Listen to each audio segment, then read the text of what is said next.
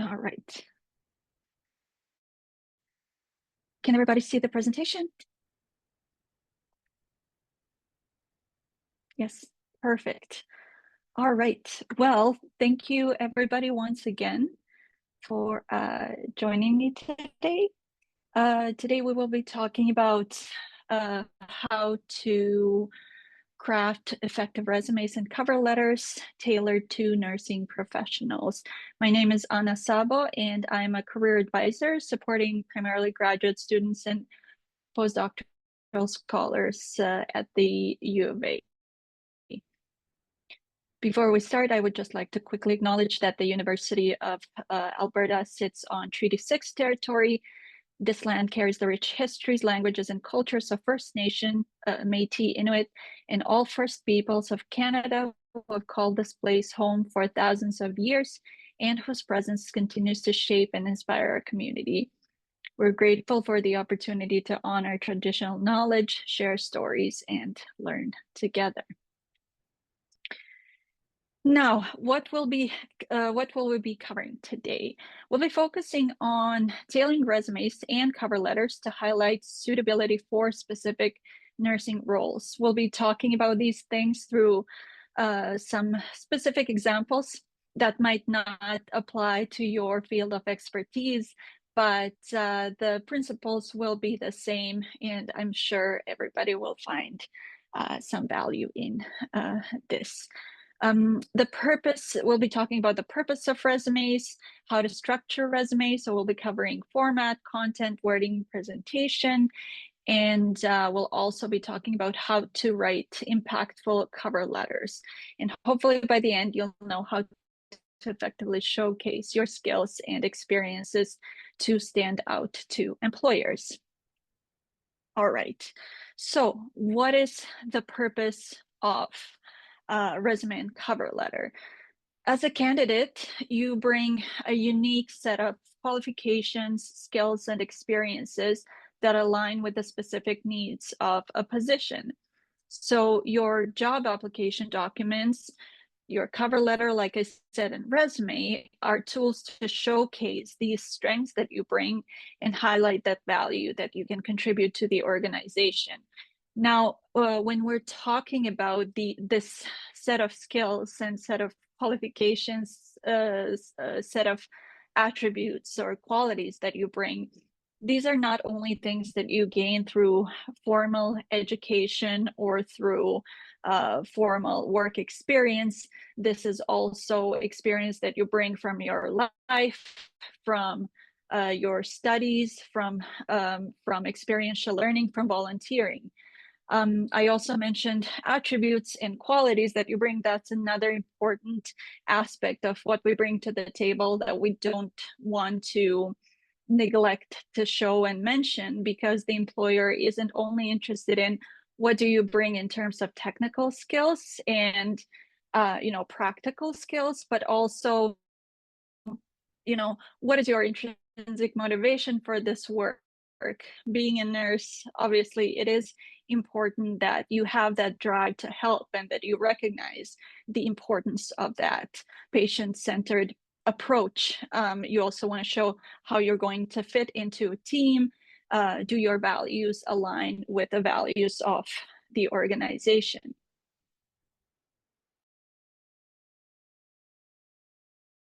And we'll be talking about how to incorporate those into both your resume and cover letter. We will start with resumes. We'll be talking about the tailoring of the resume by discussing 4 cornerstones of resume. So the first one will be formatting, how information is organized.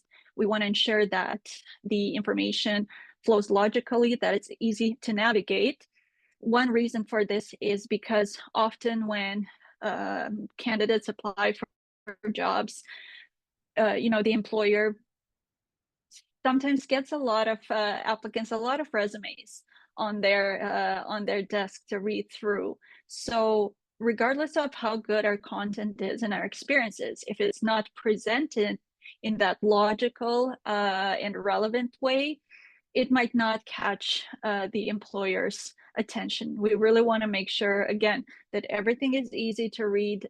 Sometimes employers take maybe 3 to 5 seconds is what stats say to just do that initial scanning of your resume. Obviously, that doesn't mean that they're not going to read your resume, but that initial scanning is very fast. So what they're looking for is, okay, can I find the relevant keywords? Can I find the relevant information? Sometimes organizations, especially larger organizations, will use something that is called an applicant tracking system. So they basically use AI powered softwares to do that initial scanning. So if you don't have those keywords, if the computer can't easily find them and match them to the posting or to the job requirements, you might not get through. So in addition to that content and the information, the qualifications, we do need to make sure that everything is clear and that everything is formatted professionally, consistently, and clearly. We'll also be talking about wording, so how to use more powerful and relevant language to emphasize those key skills and achievements. And at the end, I said, formatting, presentation kind of go hand in hand. So we'll talk about how to create a visually appealing and readable document, and I will share some tips on that as well. All right, so we'll start with the very top with the resume.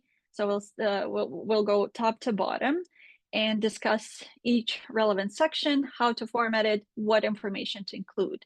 So in terms of contact information, that always needs to be at the top. I'm going to say when you are creating your resume, make sure that you're not putting your contact information into the heading, because some applicant tracking systems can't read the heading. So we always put the contact information into the body of the resume. Still at the top, it's just not like the header or footer. We don't want any important information in either of those sections. In terms of what information we bring, we want our first name, last name. It doesn't have to be your legal name. It can be your preferred name. So let's say your name is Robert, but you go by Bob. You can use that name instead. If you are a registered nurse, you can put your designation right after your name as well. In terms of other information, all you need is your city and your province. So you don't need your full address. At this point in the hiring process, the hiring manager doesn't need that address. And sometimes there are privacy concerns. You don't want to include all of your information into the resume when you don't exactly know where it's going. Then your phone number, if you have a main line and a cell, use whichever one is more, you use more, and they'll be likely to more easily reach you at. For the email address, you can either use your school email or you can use your personal email, whichever one you have access to. Again, whichever one you check most. Now, if you are hired and you have a work email and you're applying for a different job, obviously don't use your work email. In that case, we always want to make sure that we're using our personal emails. Now, for some resume samples, we do have a few different samples at our website. So if you just type in University of Alberta Career Center, and if you look under resources, you'll be able to find some of those samples. Now, they might not be tailored specifically to nursing, but as I said, the principles are still very much applicable across the board. Now, so that is at the top of our resume. Another thing that I'm going to say is make sure that you are using the same heading across all your marketing documentation. So that means cover letter as well. It's going to be important for us to be as consistent as possible. So you can just basically copy and paste that heading, put it into your cover letter. In terms of the other formatting, we will be talking about that a bit later on, but make sure that everything is consistent. So the font that you're using, the spacing, everything, we want to make sure that we're showing that attention to detail. So another section that I want to talk about is highlight of skills. You might have seen some resumes that have summary at the top, or professional summary, or summary of skills. It's basically, what I'm talking about here. It can have different names, and there's really no rule as to what you should name it, but the content should be aligned regardless of how you name that section. What we want to highlight in this first section, we do want to write it in bullet point. Some people write it as a paragraph. Not saying that's particularly wrong either. It is another option. It will look a little bit different, but we still want to make sure, again, that we're including the same information that we would include in highlights of skills. Now, one thing, if you are using a paragraph, don't use personal pronouns. And just in general, we want to avoid using personal pronouns in the resume. The resume should be an objective representation of the skills that we're bringing. Now, for that actual content and highlight of skills, we want to include about 4 to 6 bullet points that will showcase your key skills relevant to the job. So this is an important piece. This is something that you will likely be tailoring and changing up the most as you're applying at different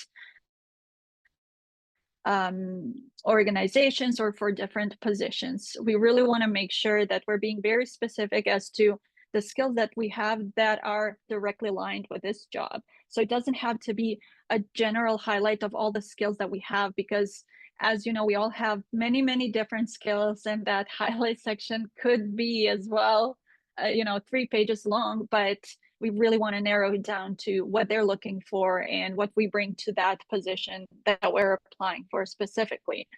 So address the requirements in the posting and distinguish yourself from other applicants by speaking specifically about the experience that you bring as it relates to the skills that are required for the job. So as an example, we can say skilled in assessing patient needs, developing personalized care plans, delivering clear, compassionate education on medical conditions, treatments, and preventive care strategies. So this is really specific. You could also say just a registered nurse, but then we don't really know what your experience is, right? We don't know what skill you're bringing or how that's even relevant for the job. So that is going to be one of our key guiding thoughts throughout this presentation. Am I being relevant? And am I communicating everything clearly and consistently? So this is just an example of a job that you might be looking at, or one of the types of jobs that you might be looking at. The reason why I'm bringing it here is because I want to show how we can identify some of those skills and qualifications that we want to include into our resume. So as an example, when we look at the additional required qualifications, it does say very specifically that they're looking for somebody with at least 2 years of recent acute medicine nursing experience and strong clinical interest in geriatrics. So if you have that experience, and especially if you have experience in geriatrics, that is something that we cannot miss. So as an example, your first declaration could be addressing that main requirement. So you can say, obviously, if it's true for you, that you have 2 years of acute medicine nursing experience with a strong clinical focus on geriatrics. So it's pretty much using similar wording or same wording from the posting, except we're not copying and pasting it.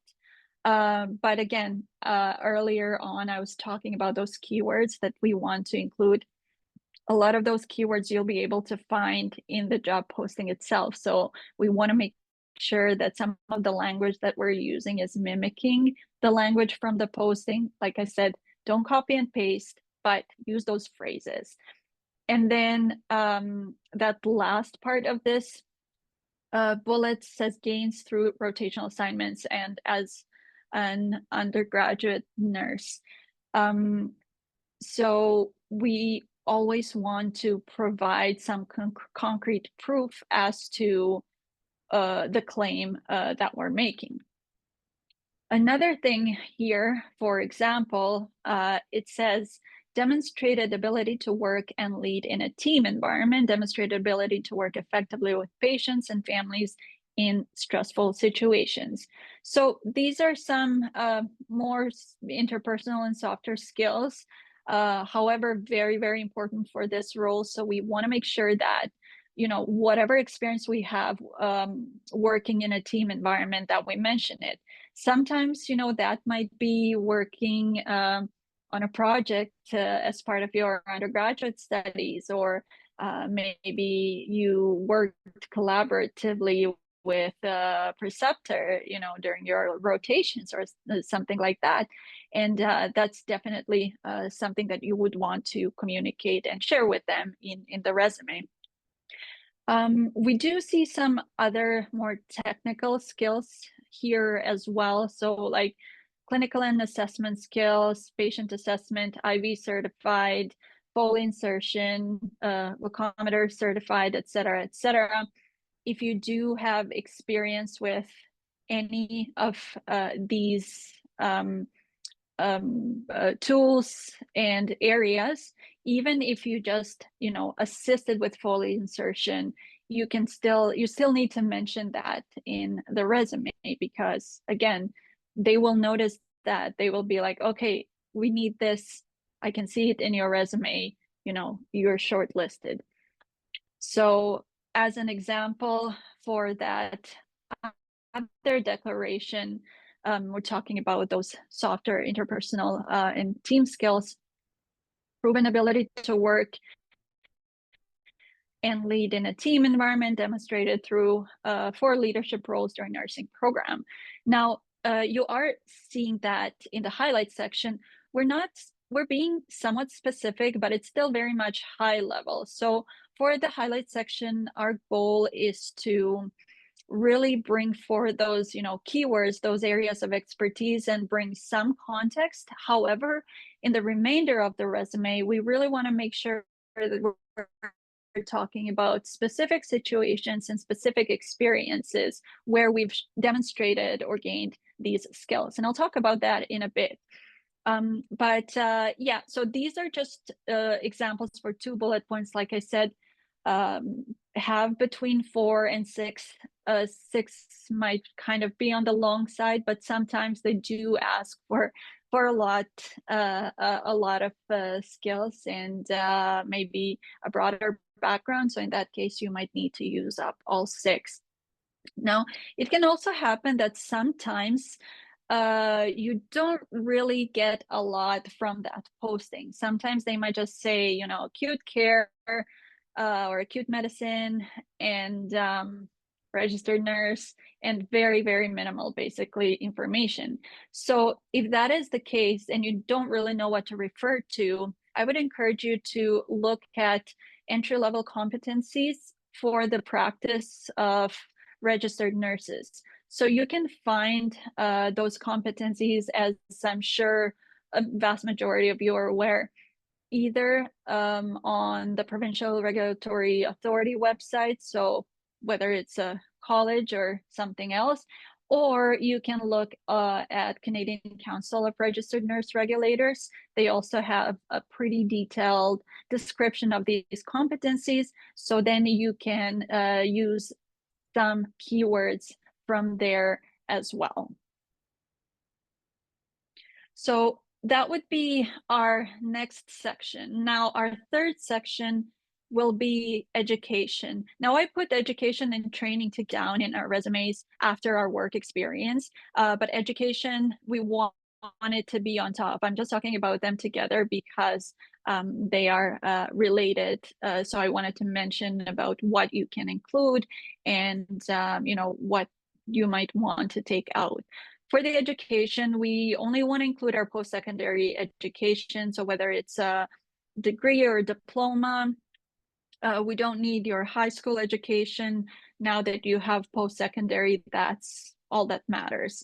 The information that we want to include will be so the name of your program, or specify the degree name. In the first line on the right-hand side, we'll put the years, and then under that, we'll put the name of the institution, the school, and your location. That would look something like this. So make sure to put your program always at the top and then your school at the bottom.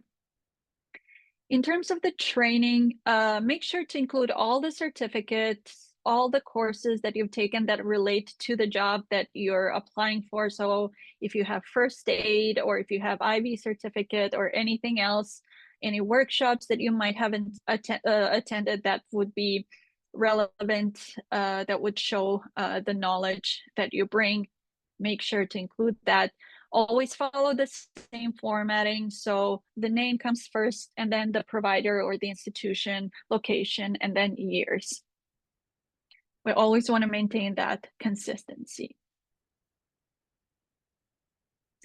Now, the next section, broad section, would be experience. And this doesn't necessarily have to be just one section. It can contain multiple sections. So as we see here, it can be your clinical placements or preceptorships, related experience, work experience, volunteer experience.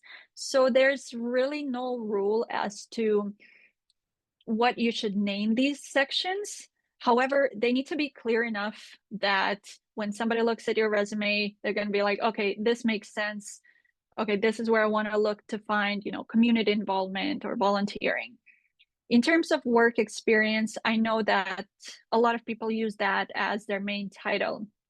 I would ask you to think about what is your relevant experience, because I imagine that a lot of you have worked jobs that, are not something that fits into your larger career goal, right?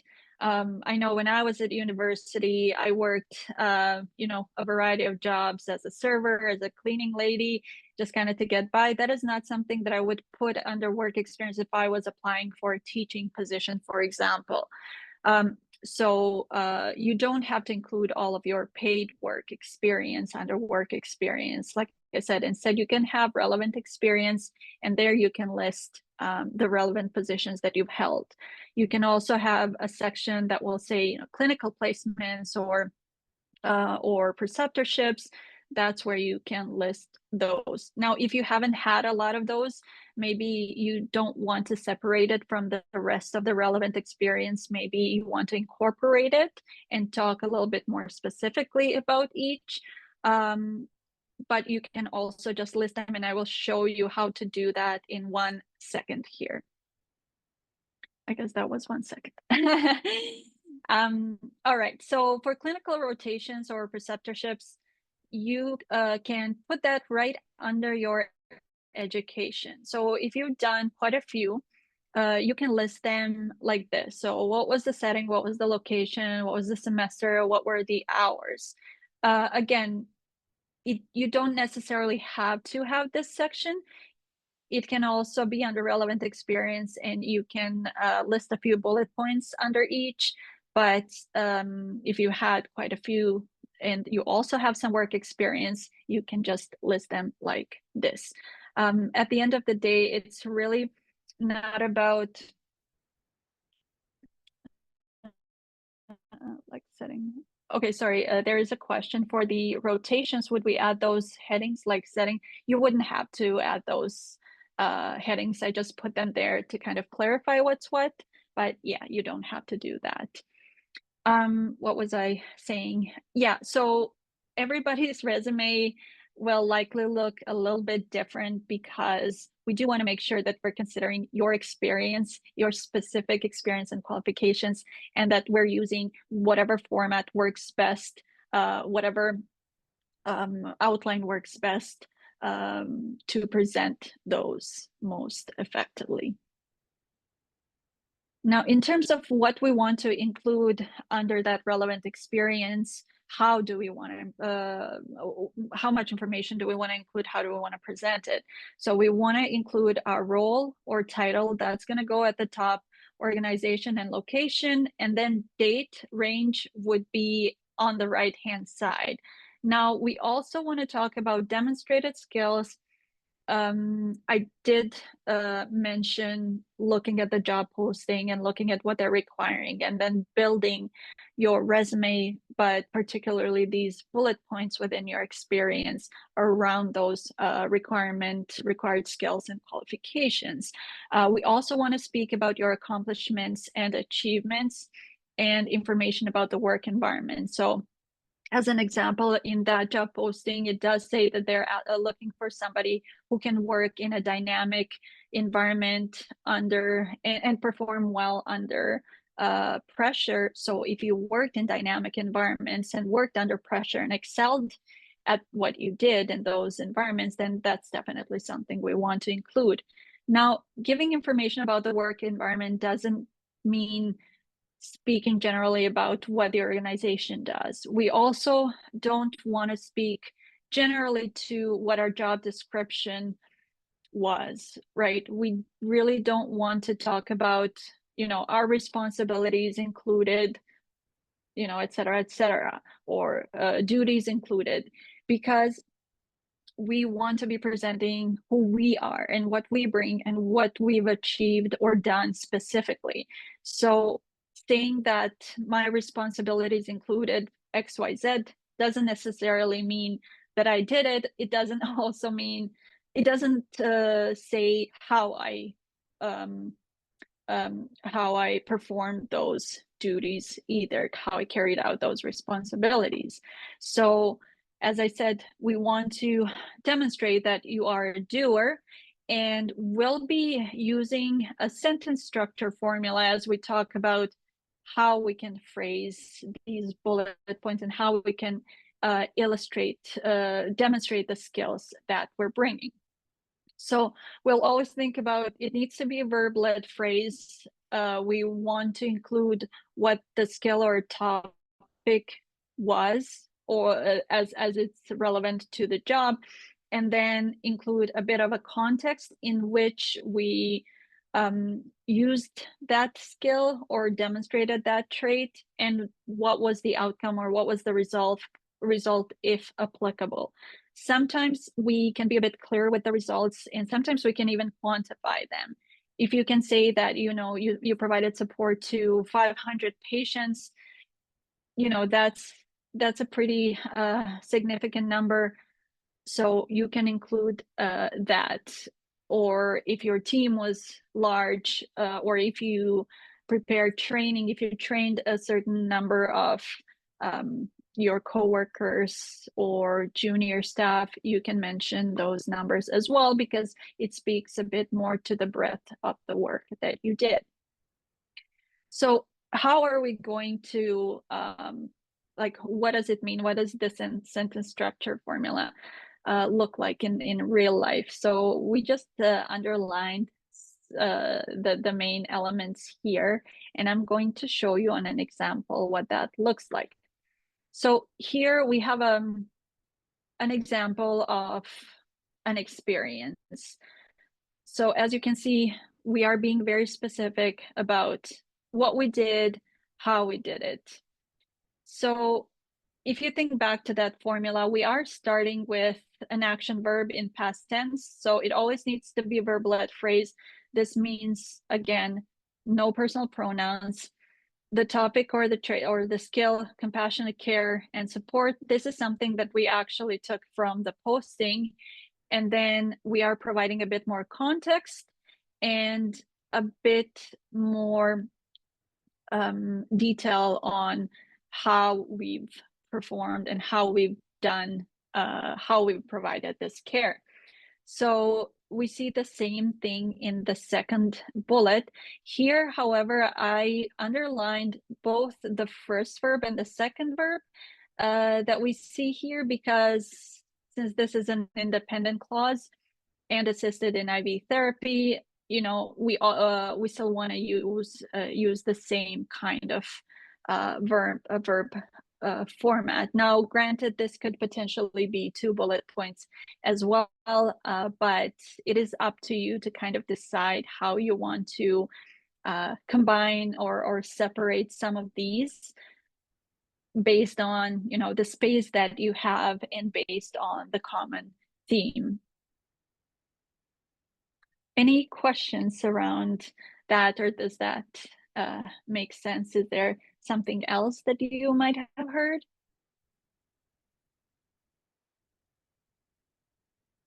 No questions in the chat? How many bullet points is okay? Between 3 to 5 is acceptable.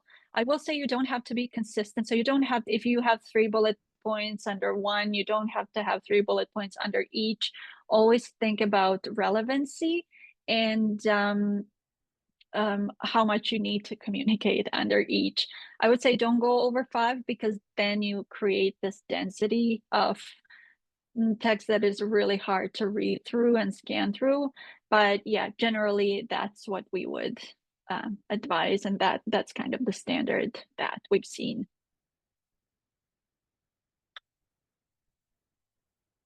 All right, so for any other information that you could include into your resume, it can be membership. So if you're a member of any professional associations, I mentioned if you have any certifications.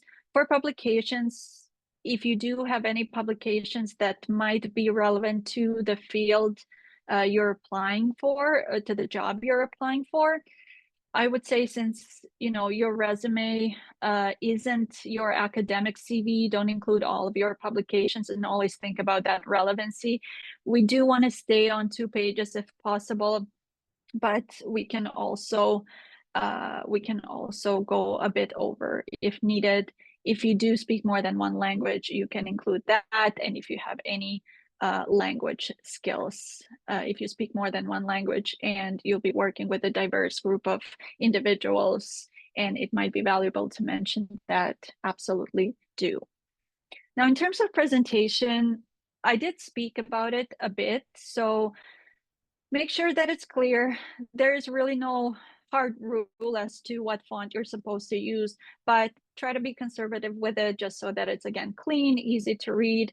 Avoid justified type, because again, it's a bit easier to read when the spacing is consistent between the words. For the font size between 10 and 12, I usually use 11. It's in the middle, so I don't know, it makes sense. It does depend on the font that you're using. For example, if you're using Times New Roman and you use font 10, it's going to be super dense and super hard to read. But with Calibri, for example, it's not an issue.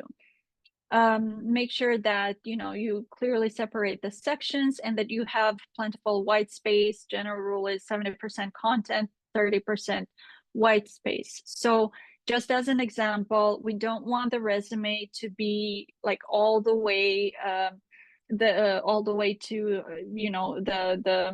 edges of the paper. Basically, we want some margin. If you use normal margins, that's great. And yeah, save space where you can, as long as it's not making anything harder to read. So as an example here, if you look at the heading, we have email, phone in 1 line, and then we have LinkedIn and location in 2nd and 3rd. But if we put it all together, again, we're not really losing on legibility, readability, but are saving some of that valuable space. I was talking about creating, prioritizing and creating sections that would best represent that valuable experience.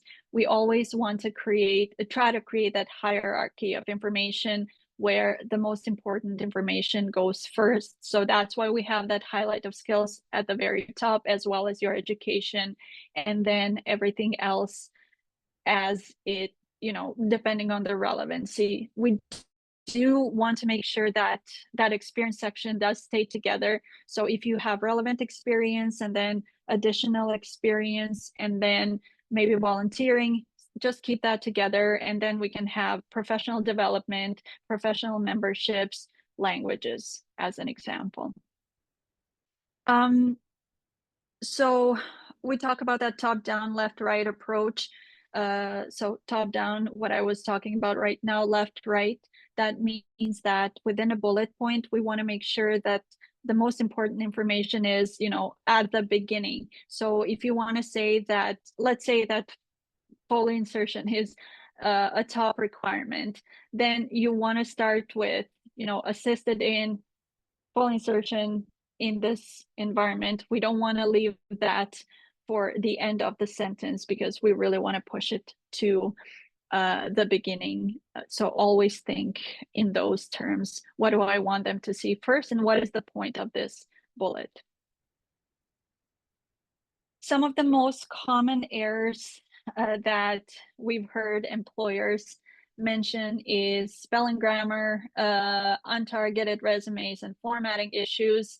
And those are the things that really, really catch people's attention when they are looking at many different resumes and they're scanning for whatever reason. Those are things that really stick out. So make sure that you proofread your resumes and cover letters carefully, or if you can, have somebody else look at them. If you are in Edmonton, if you're at University of Alberta, you can visit the Career Center and we can help you with that as well. If you're at a different institution, sure, they also have a Career Center, but also you can use your classmates or your family members who might be semi-familiar with the field to just read through your resume and point out whether there's something that's unclear, whether there's any errors, et cetera, et cetera. Now, in terms of different formats, I'm not going to spend too much time on this. I did just want to briefly talk about the most common resume format and different kinds of resumes that we can have.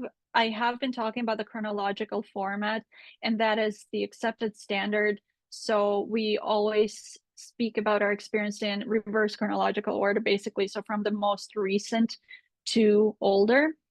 And we need to include the dates of employment or year, names of employers, and job titles. So when I say dates of employment, some organizations will request you to use both the month and the year, and some will be okay with just the year. I've always used only years, but make sure to check with the employer, or usually you can kind of see what the standards are.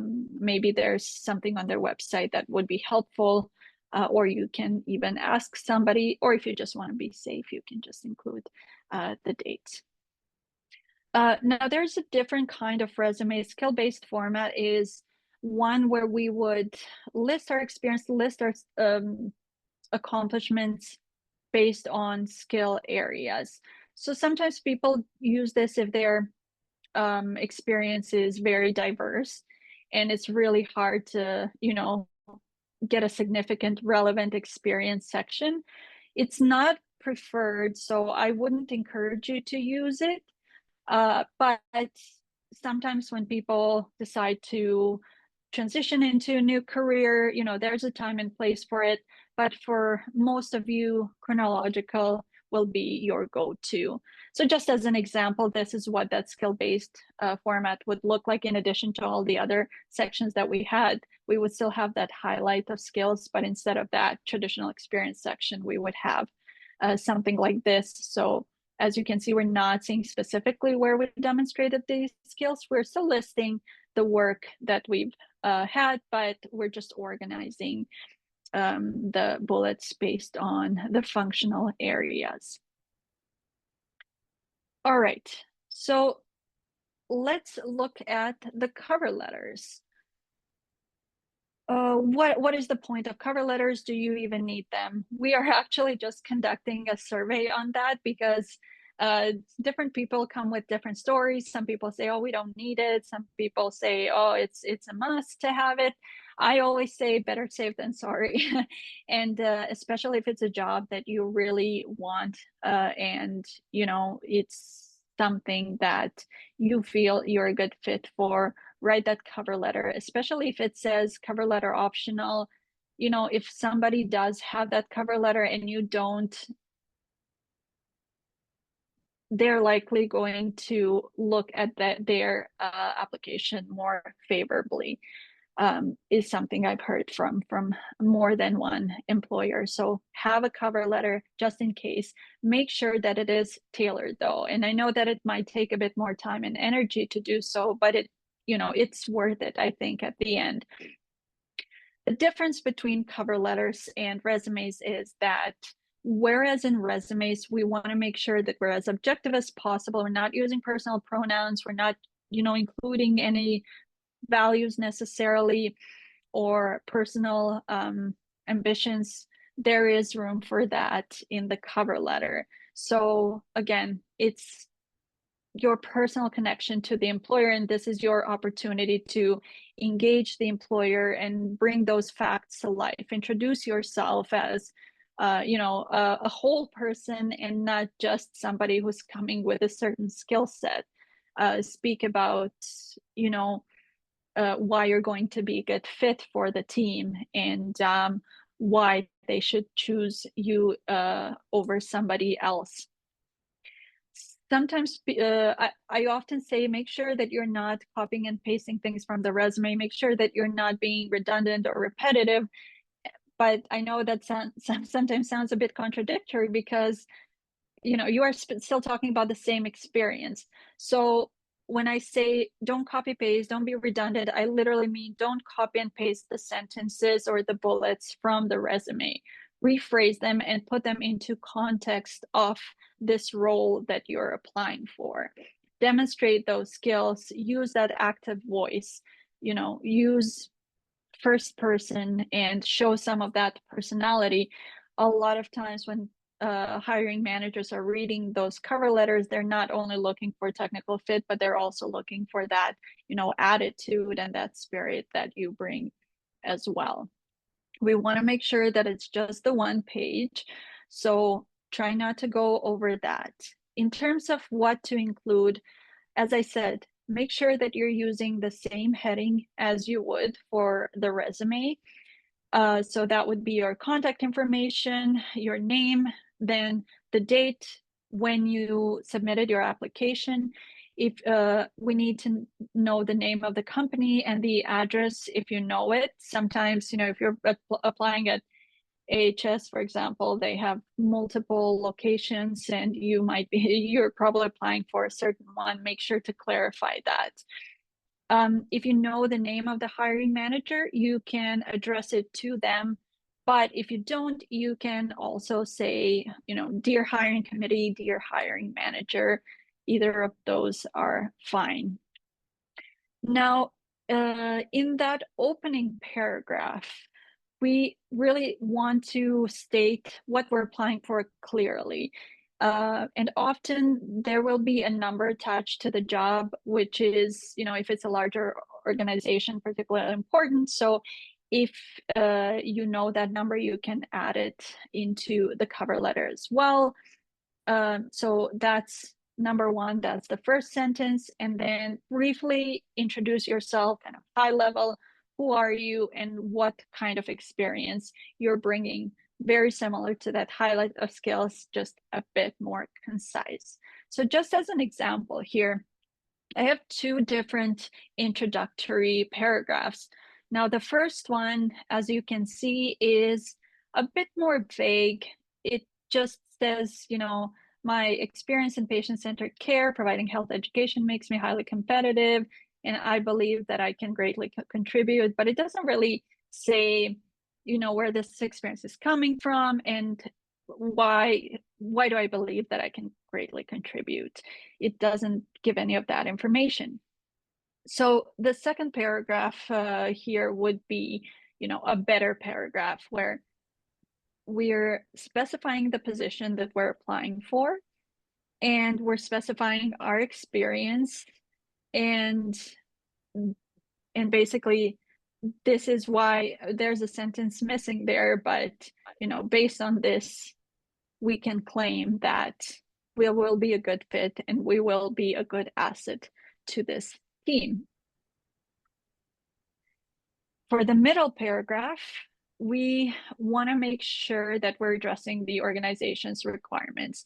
Now, there's really no rule as to what theme each paragraph should have, and we recommend that you have between 2 and 3 paragraphs. Again, it's very hard to fit more than that on one page, so I always like to strive for 2. Why? Because you don't know what to do.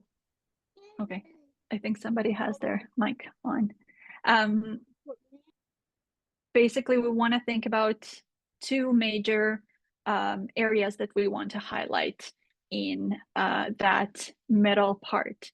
So as an example here, we're speaking specifically through experience. So we don't want to say that we just have experience in acute settings.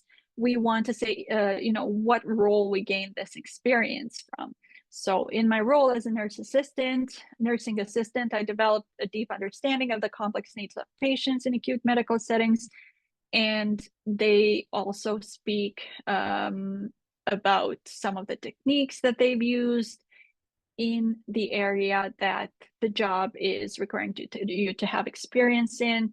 And again, very specifically referring to the experience with certain methods and tools. So again, be specific. Personally, I like to think about, I'll have a little bit about my education in the first paragraph. In the second paragraph, I might speak a bit more about my work experience.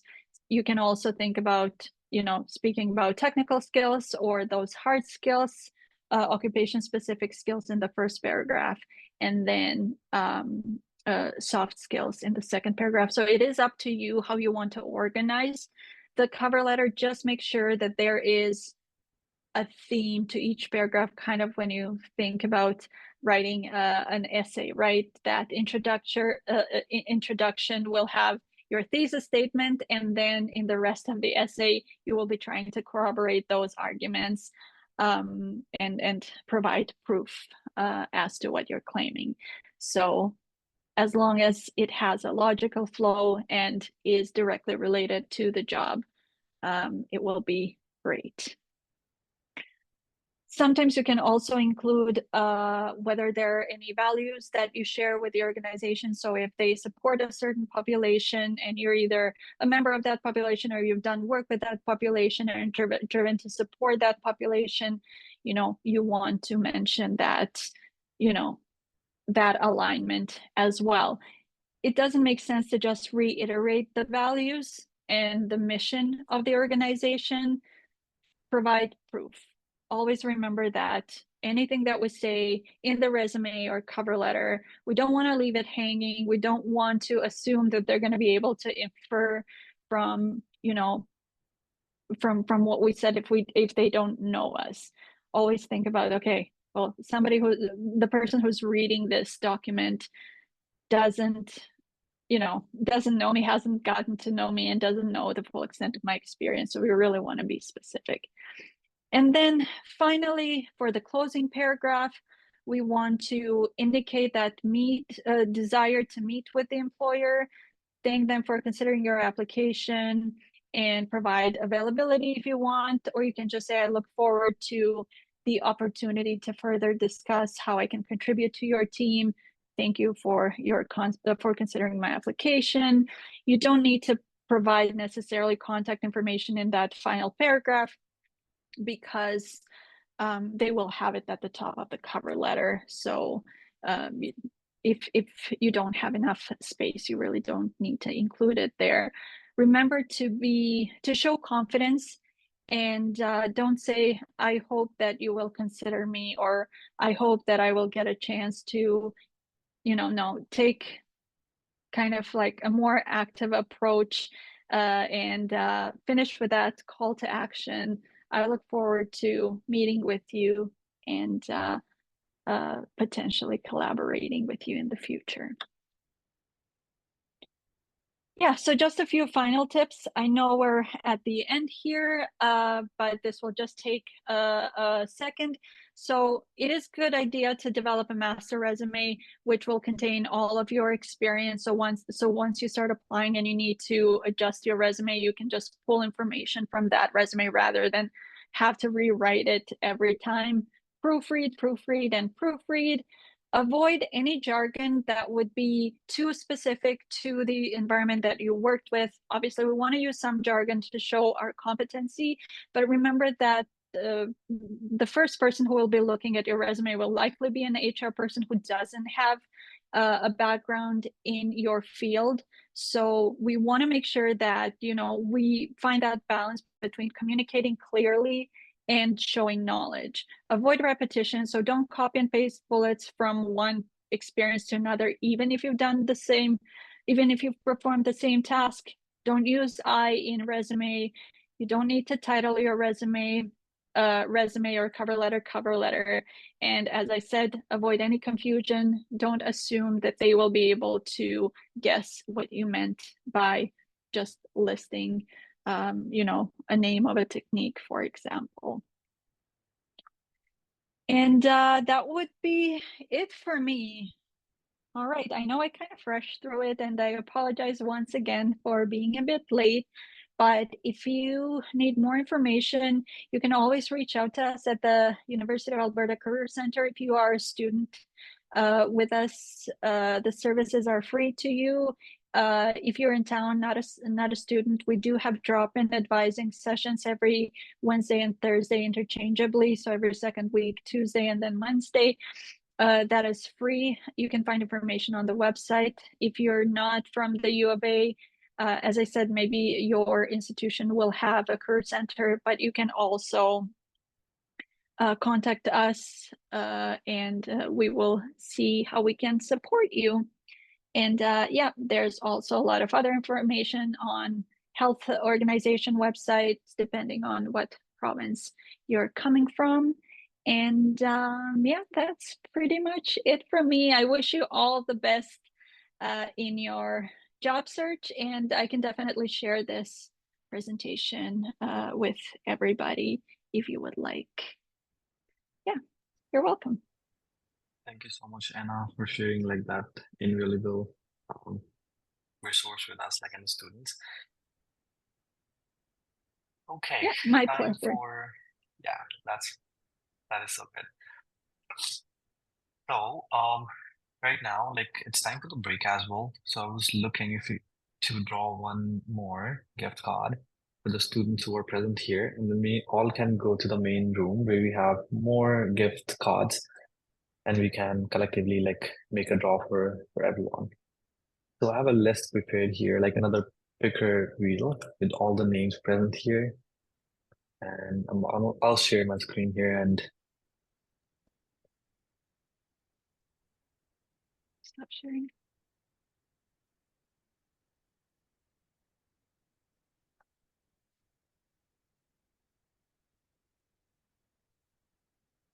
Do you need me to help with that, or? no, I should be okay. I'm just gonna share the screen right here. Do you see the screen right now, everyone? Yeah, it's there. Okay, let's see. Who we have here, the winner here is.